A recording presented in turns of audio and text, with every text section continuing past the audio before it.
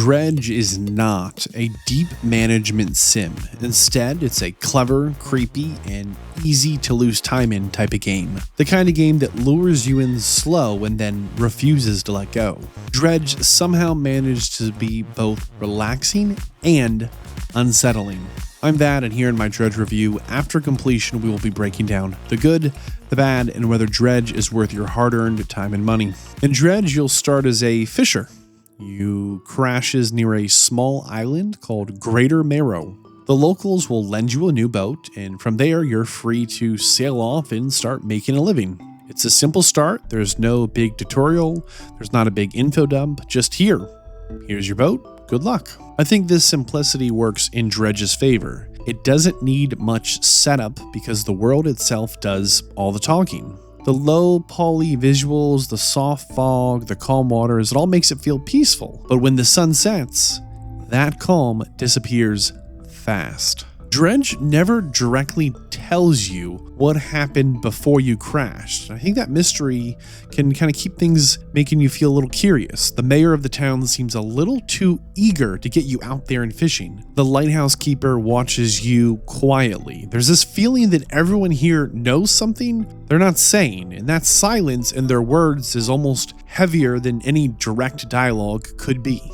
Early on, we also meet the Collector. This is a man who lives on an isolated island, and he hires us to find some lost relics that have been scattered across the sea. These objects tie into a larger and unsettling story about obsession, loss, and what waits below the surface. The Collector's simple request will continue to push you deeper into the world, even when you sense you shouldn't trust him. This beginning setup does a lot with very little. The story isn't told through cutscenes or long conversations, it's told through what you see, what you hear, and what you start imagining. The world feels alive and yet wrong. There's this sense of something unnatural lurking just out of view. This tension between calm routine and creeping dread, this is what Dredge hooks you with. By the time you spend an hour fishing and exploring, you'll realize Dredge has already trapped you in its rhythm.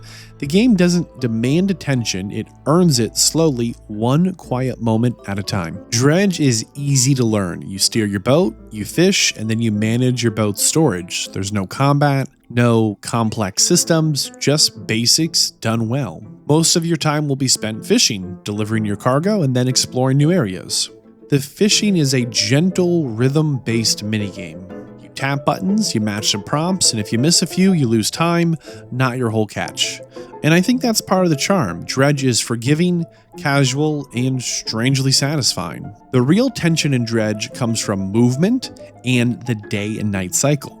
You have to decide whether to risk staying out at night or sleep safely docked at the harbor. Time only moves in-game when you move or actively engage with something. I think this is a really solid quality of life feature for someone with limited time freedom, and it also makes every minute feel deliberate.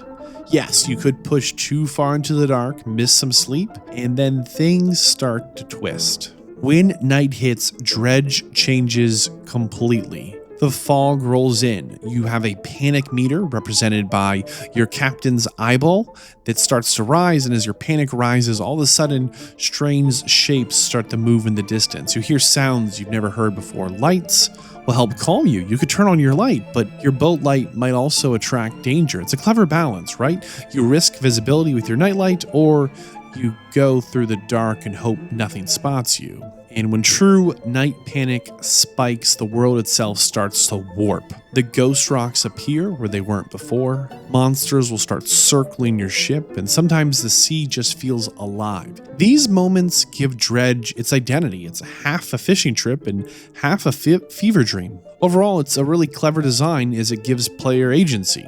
You can sleep through the night and avoid the dangers if things become too much. Or you can brave the dangers and have a very different experience in the night. The world of Dredge is split into 5 major zones. Each of the zones has its own look, feel, fish type, and story. Despite this small map, it feels packed with secrets. The opening islands of Greater Marrow have a lighthouse, and this lighthouse is visible from pretty much anywhere in the map, and it works like a great North Star to guide you back to safety. But sometimes getting to safety, that's a whole nother story. The Pale Reach DLC adds an additional zone for a total of 6, and the Iron Rig DLC adds a new harbor and introduces a reason to return to the major zones. Each new region, each new zone adds a small twist, and it's always a bit dangerous to reach. There's a rhythm of tension and relief. Survive the night, sell your haul, upgrade, repeat. That cycle is what makes Dredge hard to put down. Most missions in Dredge are basic short fetch quests. Catch this, deliver that, but I think they're elevated by their writing. Every character feels distinct, and the dialogue is brief but sharp. And often the dialogue is hiding hints of something darker. Additionally, there are some floating bottle notes and journals around the map. These notes help fill in some backstory in what I think is maybe the best way possible. The story is told here through discovery, not an exposition dump. Each note is a little piece of tragedy floating on the waves, just waiting for you to choose to read it or keep on sailing by. Even with simple mechanics, Dredge does have its layers. You will be planning routes, managing your light at night, and deciding when to push forward or rest. One wrong move and you might smash into a rock or get ambushed in the dark. Upgrading your research tree lets you pick between a faster engine, better nets, or special rods for the different zones and different catches.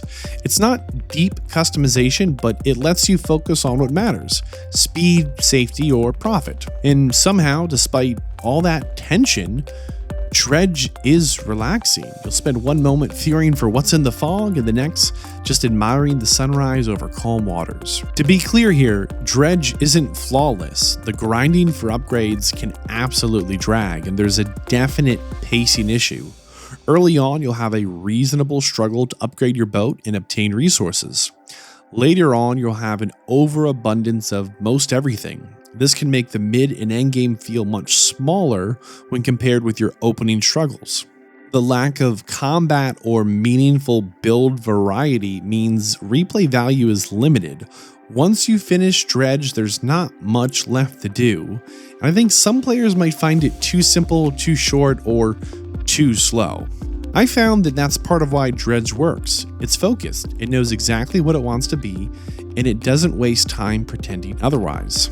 When we look at Dredge from a value for money standpoint, it's important to understand that you are paying for atmosphere, not endless content.